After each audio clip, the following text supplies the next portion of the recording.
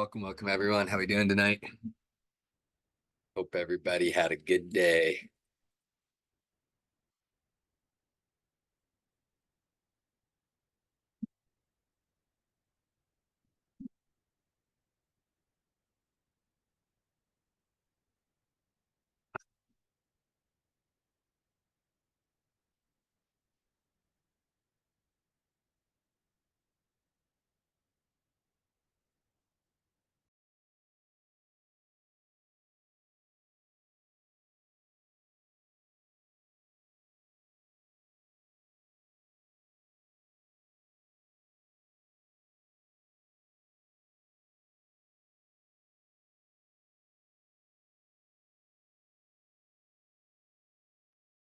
You'll see attendances on this one. I don't know. I see people talk about these things all the time, so figured it was finally time for somebody to do a little lecture on them, get some real information about them out there. A lot of there's just a lot of misconceptions around these market internal things, and I mean, Uh, so I figured it was probably time to talk about them in a real way. I've heard people mentioning them in voice chat lately, and some of what they've been saying is really not necessarily been advice that you'd want to follow or how you'd want to use them. So I wanted to address it a little bit if I could, just because they're very helpful if you know what you're actually looking at.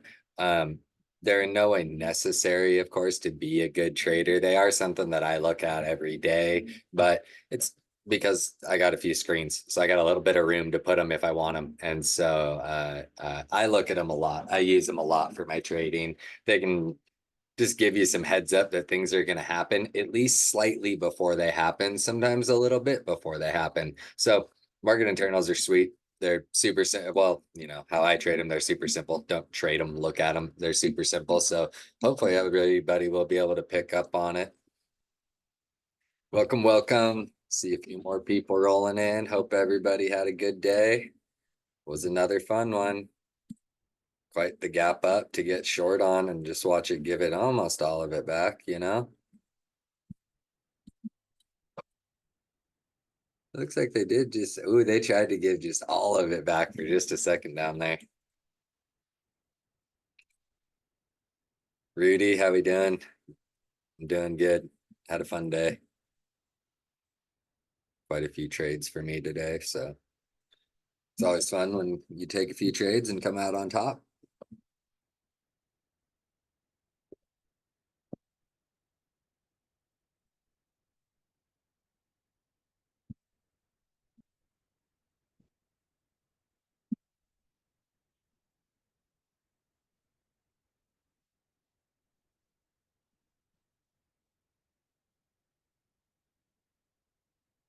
Els, happy to have you, man.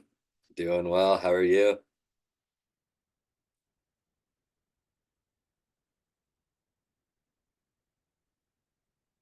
Dude, nice job getting on market profile, volume profile stuff.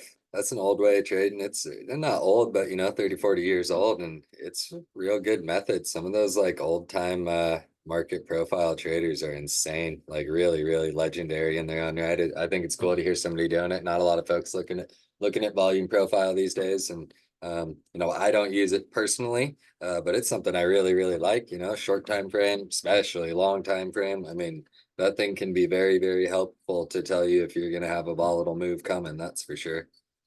So good job on you for finding it.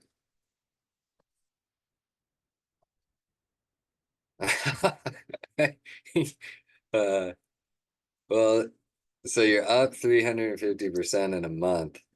I don't think you got anything to feel sad about, but yeah, everybody hates having a bad week. Don't get me wrong. Everybody hates having a bad week. Everybody hates having red trades. It is what it is. Oh, Mr. AMD, you're really gonna show your face here. These SPY 540s you got me in expire tomorrow.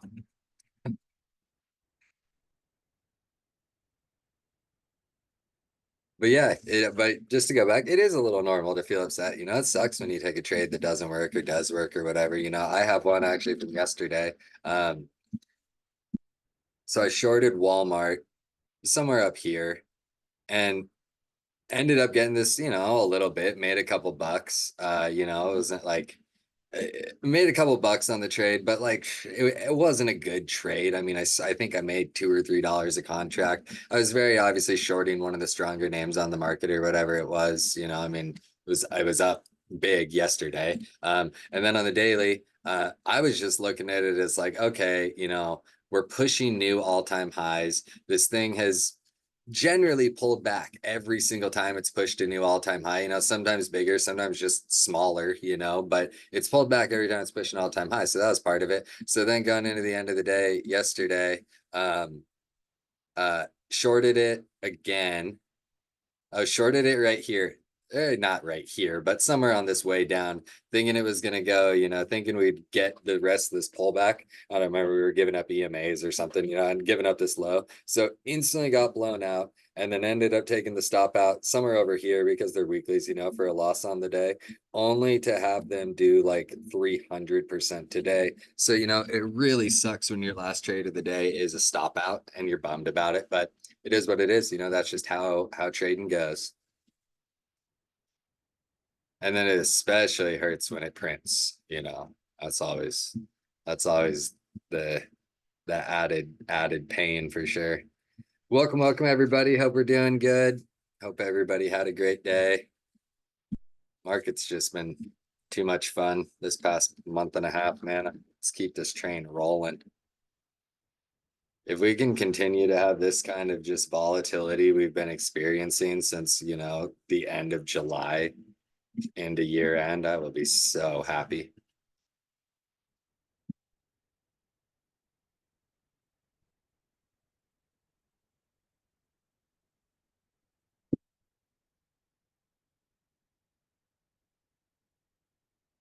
Okay, give me just 1 second here.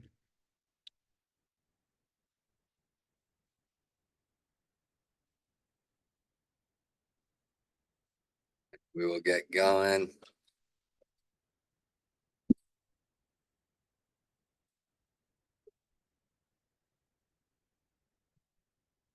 Okay, welcome everyone. Happy to have y'all here, Dirty River. Tonight is going to be a slightly different, class than I normally do because I'm a very technical trader. I really like technicals. I love trading technicals. I read a book a long time ago on technical analysis, and it's what really just got me into it. As some people think you don't need it, I think they're crazy. Those fundamental guys, unless they got a lot of money and a lot of time, it can be a pretty hard way to make money if you aren't including technicals in it. Well, tonight we're kind of veering away from technicals and we're going to talk about some things that, should really not be traded with technicals, but there's something that at least for us as day traders or scalpers, swing traders, day traders, whatever it is, there are things that we can all kind of use in our own personal day-to-day trading to let us know what the market is thinking. So we aren't going to be talking, we aren't going to be talking really, finding trend lines, finding levels, looking at volume, the things that I try to teach all of you, trading around those powerful EMAs and, looking at the market just as just as technicals. What we're going to look at tonight is known as the market internals. And it sounds fancy, it sounds, technical, but all it is there's some, things that different groups, whether it's CBOE or the NYSE or whoever it is, it's a way for them to track what is going on in the market at a, with a very, very big, broad view, big picture kind of views. They're things that, people talk about these a lot. And something that I have realized over the years is, when people start talking about market internals, they really have no idea what's going on. And they don't understand, what the numbers mean, whether they should even care what the numbers are, depending on the thing. And we'll get into that a little bit later. But They're really just an instrument provided to us in the market so we can see the big picture. It lets us know, is there buying, is there selling, amount of expected volatility, obviously with the VIX, is the buying more pointed towards upside, is the volume going to the runners, or are people buying dips on, the things that are not running yet? And so they can kind of give you some hints into, are we overbought? Are we oversold? Things like that, and we aren't talking RSI, obviously, nothing, not that type of overbought, oversold, anything. But they also can show us momentum, strength of momentum, direction of momentum. And there's not a lot of things that are this simple. A lot of people have trouble understanding, you know, the market selling or the market buying, or why is it doing this or why is it doing that? And they forget that they very frequently forget that the market is a big, joined thing. Like, of course, you can trade Apple and it's Apple. And maybe if AT&T does something, Apple's not going to care. But it's always important to remember that, these baskets of stocks that we all trade and everybody in the market trades, there's thousands of them. They all kind of work together. And, if more of them are getting bought, then more and more people will keep buying other things, is kind of the theory behind it. Or if more and more people are selling, that seller volume can build up and we can start to see selling market wide. It works both ways. And so the market internals are our way as traders to pull one thing up, glance at it, and say, is the market buying or is the market selling, by one quick look at a few of these. And so that's kind of, that's going to kind of lead us into our first ones we're going to talk about. For anybody who doesn't know what the market internals are, the main ones that we're going to cover tonight are going to be ADD, tick, and VIX. Those are going to be the main ones that we'll talk about. We'll talk a little bit about VOLD. It's not one that I love, but it can be useful. Oh, we got crash in the house. I like VOLD. It's good, but it's a confusing one to understand what is going on. But it's the one that, when I was discussing earlier, that's the one that shows you really, really well. Is money going into things that are rallying, or is money going into the things that are dropping? Are they selling things? Is that where the volume is going? And so that's what VOLD is for. It's one that, for me, I typically look at it, and we'll get into this later, but I typically look at it on a longer time frame, because I want to know the trend. Is the volume going into winners more often than not? That's what I'm really looking for. But we're going to start with the ones that, to me, at least in my opinion, are the three most important ones. I can't even say most important ones. The three that I care about the most, and the three that I personally do have up every day. They're just little charts. As I said, I don't spend time analyzing them. I glance at them and say, what are they telling me? And so the first one that we're going to start with is ADD. And for anybody that's on Thinkorswim, if you want to pull it up, you have to do money sign ADD. And so what is ADD? What is this chart? Does it make sense? Like, what are these numbers? And so ADD, what they do, and it's tracking the NYSE chart, or the NYSE stocks. So if you look at the daily time frame on something like ADD, it looks like mayhem. As you start to learn a little bit more what it's telling you, you can actually get some pretty useful information from the daily time frame of ADD. But for now, we're going to look at it on a shorter time frame. That's how most of us will look at ADD. It's one that I actually do kind of like on the 5-minute chart, just so you can see what's going on with a little bit more detail. And so what is ADD showing us? It is showing us, and you see these numbers here, and they go up higher.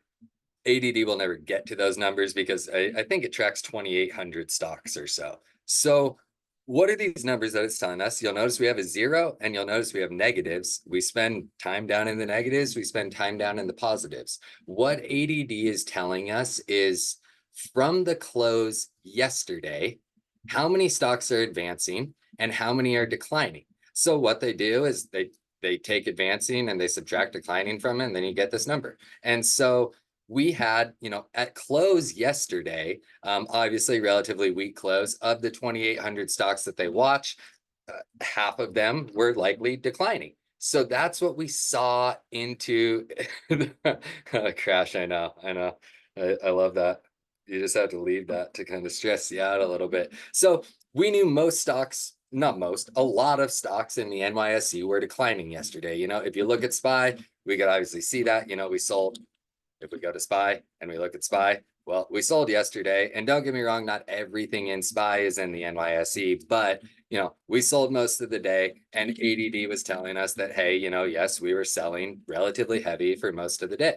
And we're going to actually talk a little bit about that day in just a minute. Well, today, big gap up, obviously, with the market. So we're up here. All of a sudden, we got 1,400 stocks advancing, which means we have 1,400 stocks all the way up to 1,560 stocks trading above the closing value from the day before. Does everybody understand what I'm saying there? That's where advanced declining comes. It's the difference of them.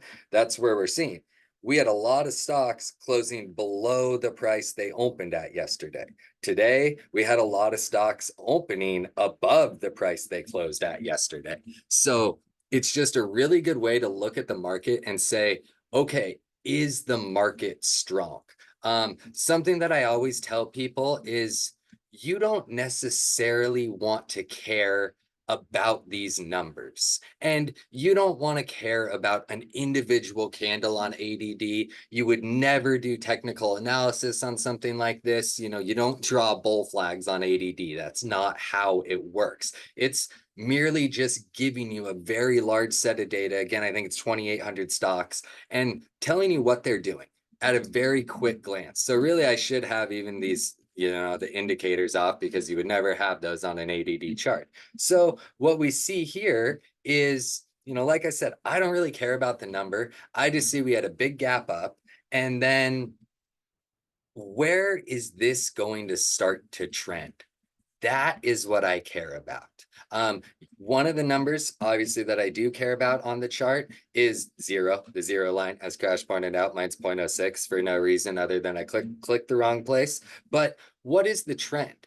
And so what ADD told us today, and again, like I said, you can't judge this off over one or two candles. Well, what ADD told us today was that we had a big gap up. We gapped up all the way up here, 1,560, whatever it was. So most of the stocks that this thing is tracking were above the price they closed at, which obviously is pretty indicative of a gap up.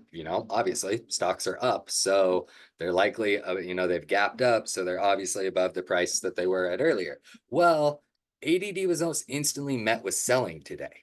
And we can see by the end of the day, half of the stocks, even more than half of the stocks that had been, had gapped up, more than half of them had switched red on the day. That's what we're seeing. We went from 1,500 stocks above their close price yesterday to only 700 stocks by the close. So we knew, and obviously SPY sold today. No shocker there. Well, how can we use something like this? How can we use this information to our advantage? And one way that I like to do it, and you'll hear me or Tilly or people talk about it, ADD kind of can call the bluff on the market early.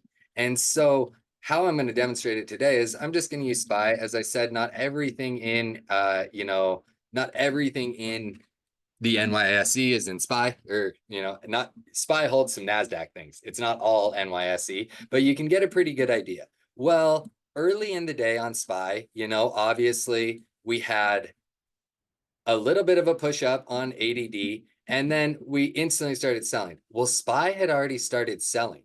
Well, right here, myself included, I started watching these candles form, looking at these wicks, potentially thinking about a bounce. And what saved me today was looking at ADD. And, again, I'm not analyzing this. I'm not, trying to say, oh, it's setting lower highs. I'm not trying to say anything like that. The whole time that that SPY was consolidating right here, ADD was not consolidating. It was selling. We had already shaved off, 300, 200 of the total stocks that were green are now no longer green. Well, we did have a big sell, but now we're losing more and more during this consolidation. And so at that point, I start to be very, very cautious of what is going to happen in the market. I don't want to be the first one in the trade trying to get long when ADD is basically telling me that, hey, we are selling.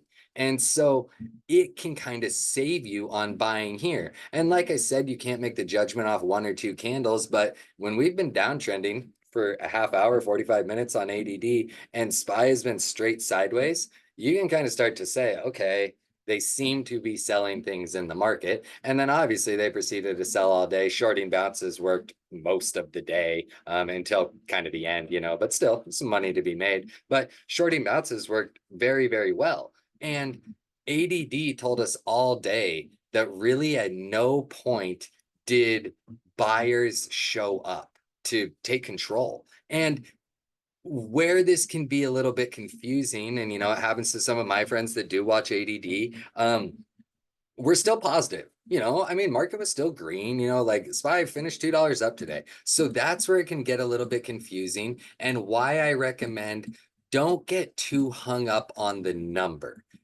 Get hung up on the trend and say, is the market selling or is it buying? And this is telling us that after a big move up, the market did a solid amount of selling today for the most part. That's what it did all day long. And so we aren't concerned with the numbers. Of course, at the end of the day, we can say, okay, hey, we gave back over half of the stocks that had gapped up. We're no longer green by the end of the day. So obviously, pretty big selling day. And it can be very helpful to tell you the momentum of the market. That's typically what I use ADD for, is it can tell you, hey, the market is selling all day. So look for those bounces to short, look for those kinds of things. The only number that I care about on here specifically is 0.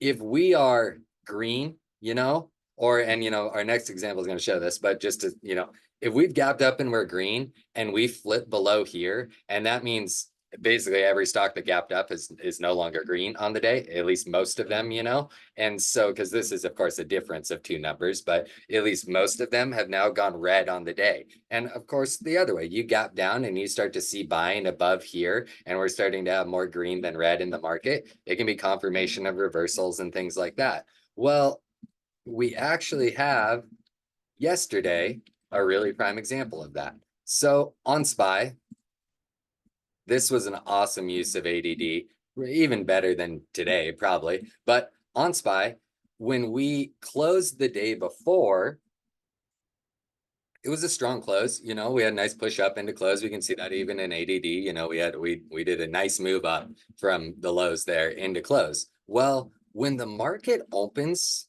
the next day, so now we're looking at this day is this day. When the market opens the next day, ADD gaps down, and then it sells and it sells and it sells. And all of a sudden, we have more red stocks than we have green stocks of these 2,800 that it tracks. So all of a sudden, we have more selling than buying in the market, and ADD is making it very, very apparent early in the day.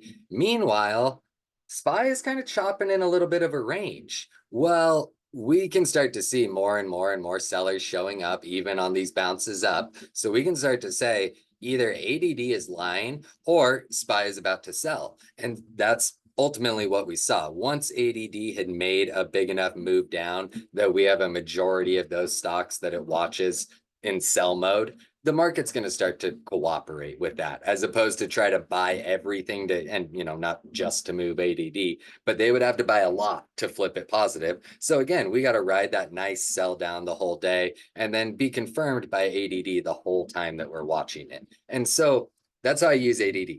Any questions? I just use it to say, where is kind of the momentum and strength in the market, and then maybe identify a trend reversal, any of those kinds of things early in the day, and even before the market tells you what it wants to do. You can of course have days like this on ADD. I don't know what the day before was, apparently choppy though, where you aren't getting a ton of information. You don't worry that it's ranging between 600 and 300. You just say there's not a strong trend in the market anywhere, so you don't want to go looking for a trend trade. So does everybody get ADD? I know it's a little bit advanced, kind of lot to say about it, but keep it simple, ignore the numbers other than zero, and really pay attention to the way that it is trending. So everybody good, clear on that?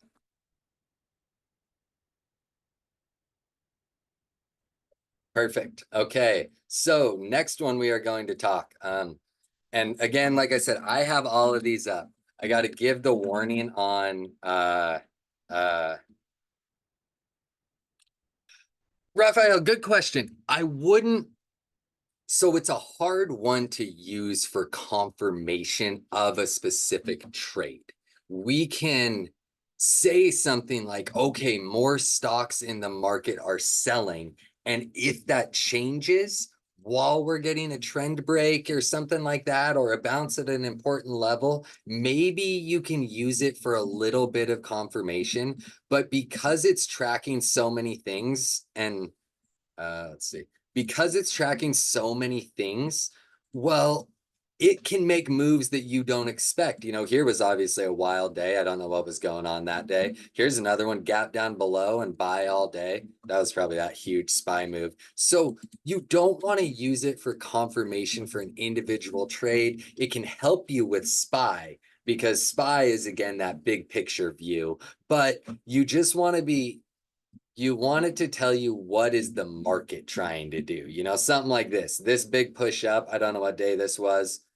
Early September, it looks like. Big push up on buying, instantly met with selling. Again, you don't want to do technical analysis here, but once you're starting to fill the gap up, you can assume selling is coming in the market. But maybe you're trading in Nvidia and Nvidia's got great news and it's flying and it's the one that's going against the market. That's why it can be a little risky to use it on individual name trades. I just use it to say, okay, I need a big picture view. What is the market doing? And that's how I like to use ADD.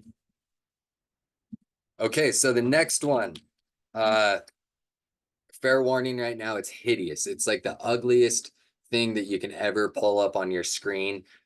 It, as dumb as this is, because of that, I use it less. I like this one, but it's so horrible looking that I just kind of put it on a little square in the flexible grid and like the lower corner where I don't have to look at it all the time. So it's what's known as tick. So it's, like I said, horrible to look at. It's one that for me, I almost never look at on the 5 minute. I definitely much prefer it on the hourly chart. And you'll notice, again, it's an NYSE tracker, so numbers go higher, but it's basically like, if we look on this daily time frame, it's you're never going to get above, I mean, really, 2000 is insane. That's, but everything in the, when you see 1800, that means, like, whatever it is, 60% of things are being purchased at the same time. So that's rare that happens in the market. But so this is tick. So again, if you want to look it up on Thinkorswim, I don't know about on Webull or any of that, E-Trade or whatever other people use, $ tick, TICK. And what is the tick chart and what is it showing us? So again, tracking 2,800 stocks in the New York Stock Exchange. And what tick is showing us is, so if I buy a share and then somebody buys the share from me 1 penny higher, that is a tick up. Well, if I buy a share and sell that share 1 penny lower, that is a tick down. So this is telling us, when you see kind of a move up like this, that's saying that people are buying and buying and buying and buying, and the price is going up, and then the price is coming down and price is going up. But you have to remember that on any given day in the market, there is a trillion ticks or more. So this happens very volatile and you don't know what's going on. And it's not taking, green on the day, red on the day. It is merely taking it transaction by transaction and telling you, okay, market is ticking up, market is ticking down, market is ticking up. And so, like I said, it's pretty hideous. I typically look at it on a longer time frame. And I, again, don't care about numbers with a couple specific exceptions. So obviously, zero, you want to care about zero. If We're below zero. That means more things are being sold, more things are going to the downside. If we're above zero, more things are being purchased, at higher prices. Thus, price is going up. And so, how I like to look at it is it gives you a more, ADD is nice. It tells us our stock's higher than they closed yesterday.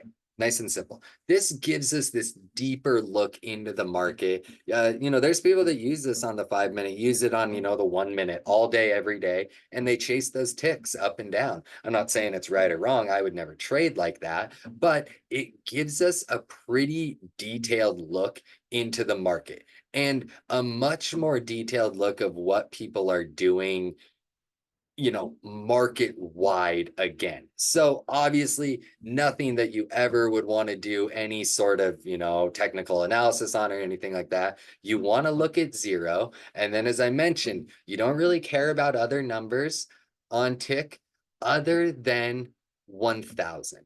And so you can see up here 1,000 positive, 1,000 negative. And why do we want to care about those? And that is typically for me, I like that is when I like tick the most. It's for the most part when you're just ranging between, 7 and 600. I don't, it doesn't help me for how I trade. However, when you have big extremes, all of the sudden it starts to matter. And so if we are above 1,000, that is the market kind of saying we are overbought. If we are below 1,000, then that's the market saying we are oversold. And again, this is just based on those, second by second updates in the market. And so that's when you want to start to be cautious and you want to say, okay, if the market is just absolutely ripping, it is very, very rare that everything will keep ripping like that. I mean, even if we zoom out, you can see candles, tick candles, hourly tick candles closing above 1,000, closing below 1,000 are very, very rare occurrences. You will get pushes up on them, 5 minute candles, again, going to be the same thing. We're actually going to use this as an example later, but you can see that selling shows up in the market when we start to push above 1,000. You can see a lot of the time, the thousands, these super high ones, those are big gap up days. Like we had today, big gap up day. So everything was being bought. So again, those are the only numbers I care about.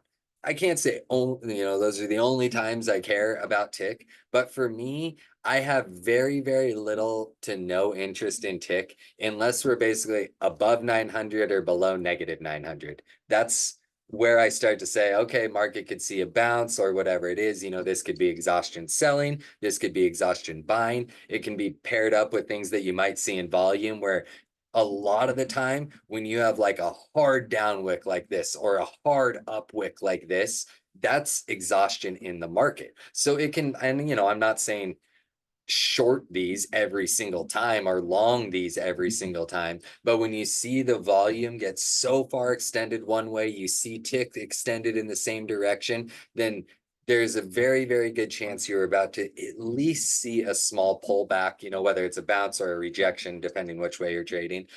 Obviously, again, I'm not saying just take trades on this, but it can be a really, really great way to spot that exhaustion. And so again, we're going to try to use a couple examples of this. Does everybody kind of understand again what I said? Uptick means people are buying and prices going up. Downtick means people are selling, prices going down. Zero is where, more people are buying, more people are selling. Over 1,000 is overbought. Under 1,000 is oversold. Everybody got that? I'm not seeing any questions so far, so that's great. Okay, so for our example, or one of our examples, I think, thankfully market gave us a pretty sweet one today. And so again, I don't, you can't just take trades. There are people that trade almost exclusively market profile stuff. So, or I mean, market internal stuff. So you can start to pair them up. So we got tick way up here into the open. So we can, honestly be starting to wonder if we're going to sell. Now you couple it with ADD and you start to say, okay, ADD is selling. Okay, SPY has sold. And then we start to look at tick, and this is the 5 minute chart again. I said I don't like to look at it, but there's a time and a place for it. We can see, even though these candles are hideous and they have big, huge wicks, we can see that as a whole, the market went from extremely overbought to almost down to oversold, and then started to come to this middle with very few big spikes to the upside, and most of the time spent gradually going down, gradually going down. So now we have two of the market internals early in the day, 10, 15 minutes into the day, telling us, they're selling. Things are being sold, at the bid. They aren't being sold at the ask sort of deal. They're people are selling for less than they paid, that kind of thing. Same as ADD is telling us, stocks that were green are now going red. Tick is now telling us that early. So they are telling us very, very early in the day, they're calling the bluff on the market. We had it obviously big sell candle right off the bat. Everybody should have expected that after the gap up, but big sell candle right off the bat, and then inability to get our feet under us, being backed up by both tick and ADD. And we see that in the way that,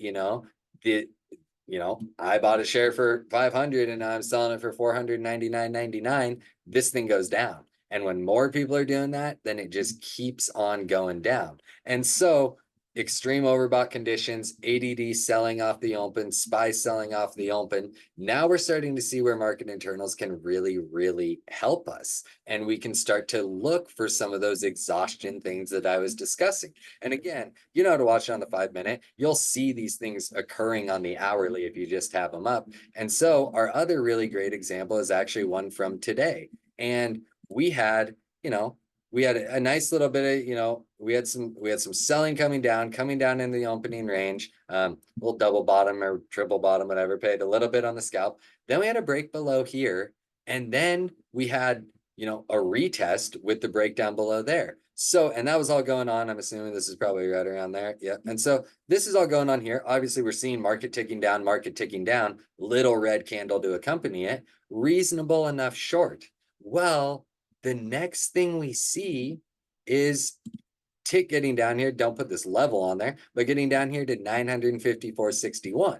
And what do we know about that? We know that that means oversold, and the volume is bottoming out. The sell volume is 95% at this point. This thing's getting close to zero. That's where I start to understand or wonder, are we seeing exhaustion right here? So we see this huge push down that is met with a big wick and buying on the next candle. More people are buying to the upside on this very next candle, and we can kind of see it here. And this was tick giving us that early inclination of, you don't want to just show up and try to say things like bottoms in, but you can kind of say, well, this is pretty convincing that, that was our exhaustion. That's the most we're going to get. And then you get a nice, sell candle, a somewhat nice reversal candle. And then you break above the high of that reversal candle, and you at the very least have a scalp to the opening range, break back into the opening range, and you're good to be long there. And tick was sort of the thing, at least for me today, when I saw that.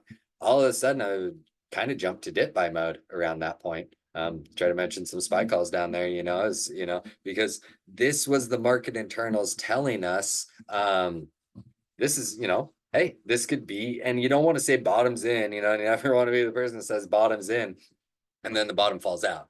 But this can be a very, very great tool to kind of maybe pick up on it early.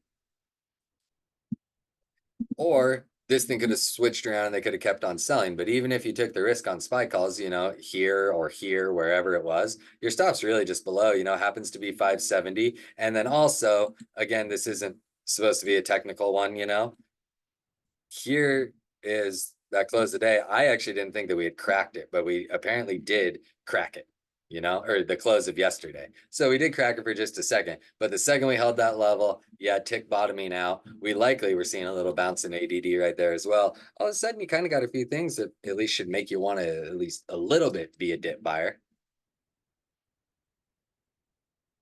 Okay, so that's tick. Like I said, I like it. I don't love it. But I notice it. I love it for the extremes. It can give you a hint a little bit before other things in the market give you the hint that, a top could be in, a bottom could be in, or even if you just find yourself sandwiched, 300, 300, we might just be ranging. So, oh, and then I forgot on my notes, I said here, start to be cautious into close. You can see here that we're chopping, but tick is pushing us to, at least lower extremes, but on nothing.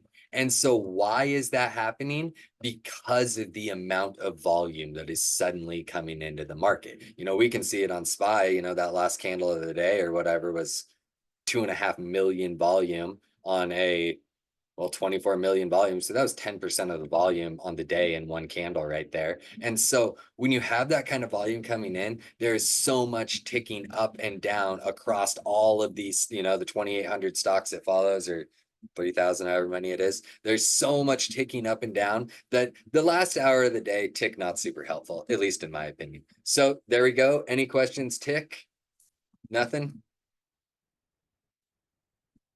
Okay, so next one, to me, one of my favorite ones, one that people talk about all the time, and they have absolutely no idea what they are talking about when it comes to this one. I'm sure everybody's heard of it, but this is a market internal. Oh yeah, Els, these are print in real time, and it's horrible. That's why, like, they're up and down and they're up and down, because you have to think, like, there's so many millions of ticks in the market every single day that these things are insane when you watch them. But yeah, this was one that, and like I said, I have a couple screens, so I actually keep ADD, tick, and then this next one we're going to talk open at all times, so I can glance at them. So I actually saw this one, and it hammered down to here, and obviously, that was a big on SPY. If we look, oops, if we look at SPY, this was an absolute knife. So it makes sense that tick would really hammer down like that. But I got to see it happen, bounce, and then hardly even sell. This little wick formed quick, and then this candle just stayed green. And of course, you don't know a reversal is coming or anything like that. But when I see something like this on tick, and like I said, all of these things I glance at, and I glanced at this and said, man, that's almost 1,000. That was it. That was the extent of, you know, of worry that I put on the tick. I saw that and I said, wow, that's almost 1,000. That's pretty oversold.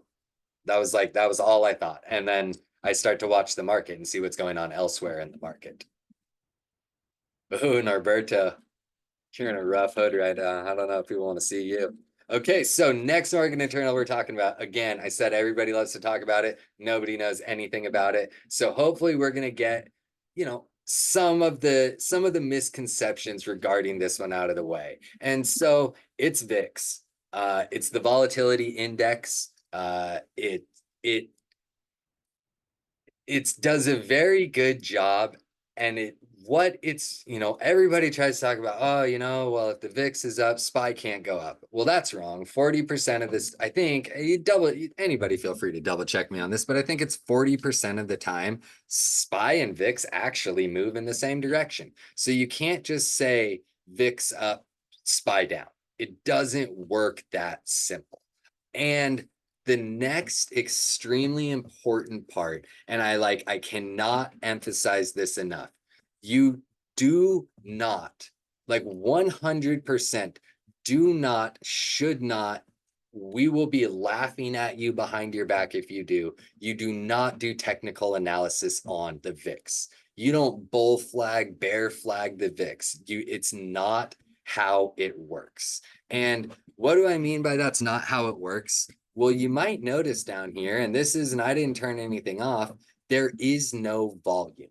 And why is there no volume on the VIX? Because it is a non-tradable asset. The only way you can trade VIX is through options. People have probably noticed this before, And so that's why there is no volume, because there is literally no volume on the VIX. That is not how the VIX works. And so I'm going to, the VIX is an extremely powerful tool, but people don't understand it.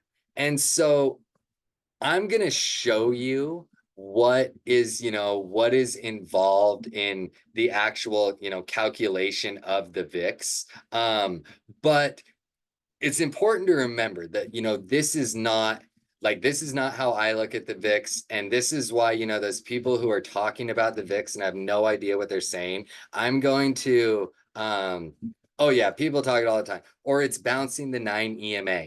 Well, you can't have a moving, like an exponential moving average on something without volume, like that's not how it works. It can calculate the end of those candles, but it's useless. So with that, I'm going to show you what the VIX is and how it's calculated. And then you will understand why we are not going into the math of what the VIX is, but I'm going to give you the very basic description of what it is. And then I'll show you the math that they are using to calculate the VIX. Because again, the VIX is not moving on volume. It's not moving on any of that. It is moving on a very specific set of calculations. So what the VIX is actually doing is, and I have another thing to show as well. And shout out Tori. I'll show this one first. So let's see, hopefully. Can everybody see this? Okay, no responses, so I'm going to take it as a yes. So this is the VIX cheat sheet. What does the VIX actually mean? And see these numbers over here? This is the price of the VIX. These are the statistics you can gather from those prices. So VIX is at 16 bucks. So what is that telling us in simplest form? That there is a 68% chance over the next 30 days that SPY will be in a plus 4.6 minus 4.6 range. There's an extremely high probability that happens.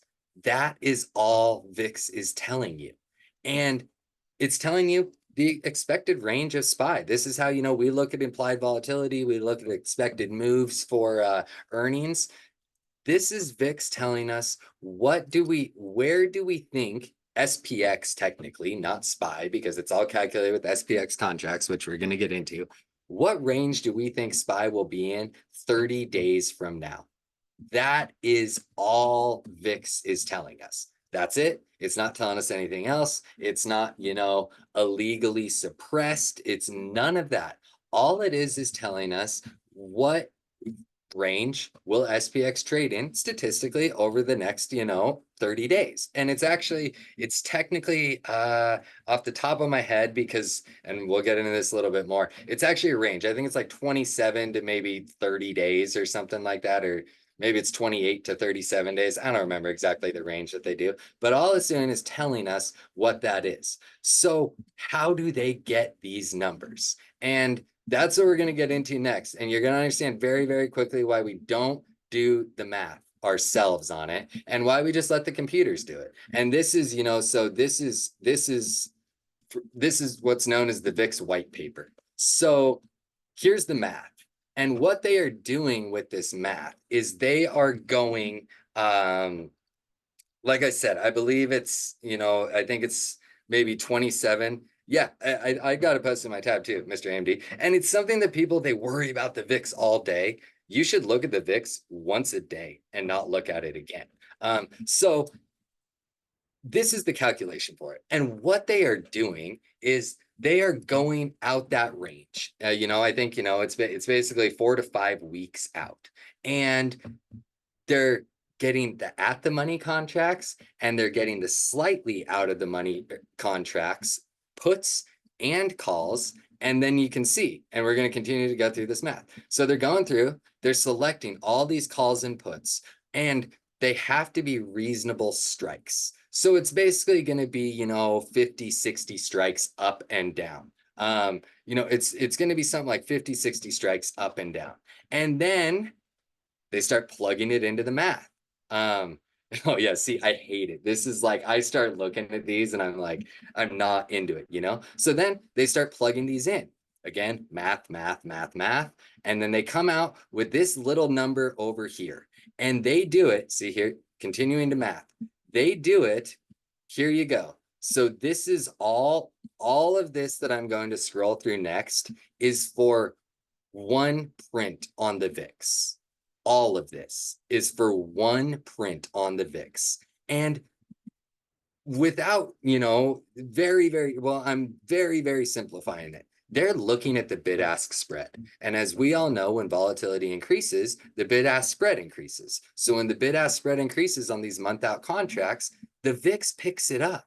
And then you get this little tiny number from each one of these hundreds of, strikes and samples here. You come back up here and you look at your calculation and you wind up with, these little itty bitty numbers, something like this. You wind up with these little itty bitty numbers. You add all of those together and then you end up with the VIX at $15. And all of this math is based on, you guys saw the math, so you know how much I'm simplifying this in an extremely simplified version.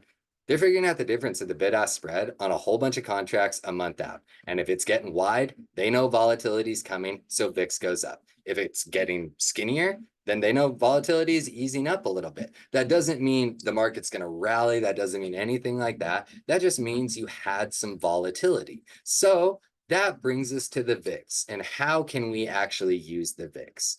And as I said, you don't bull flag, bear flag. That's not what the VIX does. That's not how it trades. Obviously, you get carry trade unwind. You get extreme spike in volatility, easiest short on the market. You get an extreme spike in volatility on it, and then you come back down, and that's it. So the market, when this happened, and we're gonna, just for our example, when this happened, and we had the extreme spike in volatility, VIX went to 60 or whatever, doesn't really count because it was there for so long. The actual VIX print here was 38 on that day. So when you go to SPY and you see the absolute dumpster fire that was that day, and then you pull up your VIX cheat sheet and you see, wow, we were 30 plus. That tells us that there is a 70% chance SPY will be up or down 8% 30 days from now. And now we look at SPY and we take our trend line from here to here and we're up 12%. And don't get me wrong, this thing was up there at 38. We are up 12%. So, everybody's saying the VIX is broken, blah, blah, blah. It is extremely accurate. As I said, the market is an insane thing. It does a very great job at knowing what is going to happen. And so that's how you should use VIX. No, no TA, no none of that. What I like to tell people, the rule of thumb that, I personally follow on it is I care about the big whole numbers. And to just pull up the cheat sheet again, why do I care about that? Well, at 10, we're talking a 3% move. At 15, we're talking a 1.3 or a 4.3% move, a 1.3% increase. That's a good solid whole mid-ground number that, the market will take notice of. You break 20 and all of a sudden you are telling us that the largest index in, the most valuable index is going to be in a potential, because you have to look at it both ways. This is basically a potential 10% range. You get up to that 25 and they're telling you that the market could be in a 14% different range over the next 30 days. The market takes note of that. So always take note of the big whole numbers, but please don't be the person that's like, oh, we have, this downtrend on VIX is about to break upside. Don't be that person. Like, you don't want to be the person like making bull flags or rising wedges or falling wedges or whatever it may be on VIX. That is not how it works. You guys saw the math. It has absolutely nothing to do with anything on the chart. It has everything to do with what are those basically month out SPX contracts doing? How is the market trading them? What is the volatility out there? Because it is telling us what is the market, where is it going to be, and VIX can be wrong, of course, VIX can be wrong because it can have sustained periods of up. It can have sustained periods of down. Obviously, COVID was an insane one, and VIX stayed elevated. And any of those people who were early to the VIX short got absolutely demolished. That they got absolutely wrecked on the early VIX shorts, and it took them a long time to come back. These people had to get blown out for a month. The ones who were trying to short that extreme volatility up there. And obviously, VIX pushed to 85 and SPY lost 50% of its value, I think. I mean, I'm rounding that. I'm rounding that. But so that is VIX. So, I wanted to do one little like footnote on VIX just to point out, and I see a couple of people asking about trading it. Trading VIX contracts is horrible. Okay. The VIX contracts, I should say, is horrible because you have to remember all of the calculations that are going into this. The market is truly phenomenal at pricing in the moves of VIX. So this was one over here. I tried to get in short on it because it's a disgustingly easy short. That's all there is to it. It's a disgustingly easy short when VIX gets up here and it pushes to those just extreme highs. So VIX opens right around here. So I'm like, okay, I'm gonna get in some 50 VIX puts because and I don't remember exactly what the strikes were, but I'm gonna get in these 50 VIX puts. Well, these 50 VIX puts were trading at like $1,500. So by the time VIX had dropped down here to $30, it was basically break even. I mean, you made a little bit of money, but they had it all priced in. They knew the crush was coming. That's how it works. And that was why on that day there was a bunch of people that were trying to trade SPY. And like, we can actually go back and look at this days because this ties in directly to volatility. So SPY, and that was the 5th, I think. So SPY, we go all the way back here to the 5th. Was it this day? No, that's the 6th. So we come all the way back here. I don't know. What day was this? Yeah, that's the 5th. This is the 5th. There we go. Okay, so people are trying to trade SPY this day while that thing was getting crushed. So SPY contracts right here, a $4 move up was a 30% return because volatility was getting absolutely obliterated, which means Ivy is dying on the contracts and you're losing value. You're fighting it the whole time. Then switched around this other way. And I didn't catch this trade. I didn't trade this day. There was no point fighting the volatility. This 553 down to 548, you're talking a $7 move. It paid you 40% on a contract, which just would be like 3,000 on a normal day, 3,000%. It would be insanity. But that's battling IV. That's battling VIX. And when VIX is getting crushed, volatility is dying, which means your contract value is dying as it dies. So that was why, you can probably go back and look at my tab. I'm sure I warned people to not trade that day, especially SPX, because SPX gets obliterated when VIX makes moves like this. Okay, well, we've kind of run out of time, so that's all we're going to do. I did have a couple more we were going to talk about, but we'll lump it in with another lecture at another time. I would like to give people a couple minutes to ask questions if they had anything. VIX, tick, ADD, any of those, we can talk about them. Like I said, they're a really advanced thing. Are they necessary for trading? Absolutely not. But they can help. They can, like I said, give you some hints here and there, of what does the market want to do, and maybe you'll catch it just a little bit early. Is the hope, you'll catch it before everybody else in the market catches on. It's kind of the goal. So hopefully everybody enjoyed it. Good questions. Thanks everyone for being here. If that's it. Yeah, thank you all. Yeah, Raphael, exactly. 10% nowadays, you're talking a $57 move.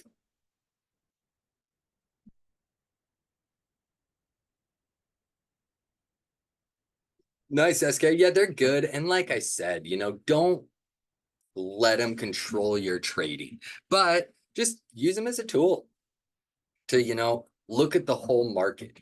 I frequently recommend these people to only, if you only maybe have a screen to look at, dedicate a small part of it to, VIX and ADD, or, tick and ADD, so that you can look at a large chunk of the market in a little tiny square on your screen. If you don't have enough to have your big names, enough screen to have your big names open, then look at those ADD, look at tick, see what's going on market wide, and it will help you make some informed decisions. At least in my opinion, it works for me. Maybe it doesn't work for everybody, but I like it.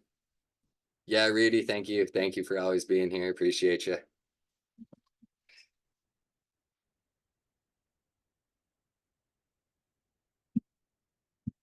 Yep, thank you all. Okay, well, if we don't have any questions, you guys sure? We got a couple minutes. If you don't, we'll just call it a night here. Thank you all so much for being here. I'll shoot Papa Elon that math just for fun for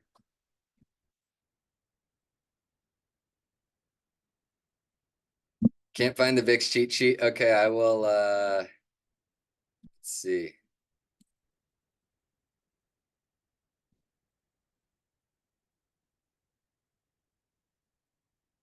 How about now?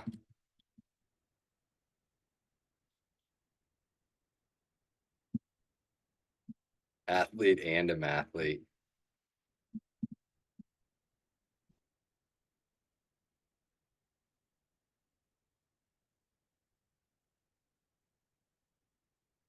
Okay, right on, everybody. With that, we will call it a night. Thank you all so much. Have a great rest of your night. Friday tomorrow, trade safe, have some fun. Don't blow the port. If you're in Florida, hope you're staying safe tonight and everywhere else. Tennessee, North Carolina, you all stay safe, and thank you, everybody.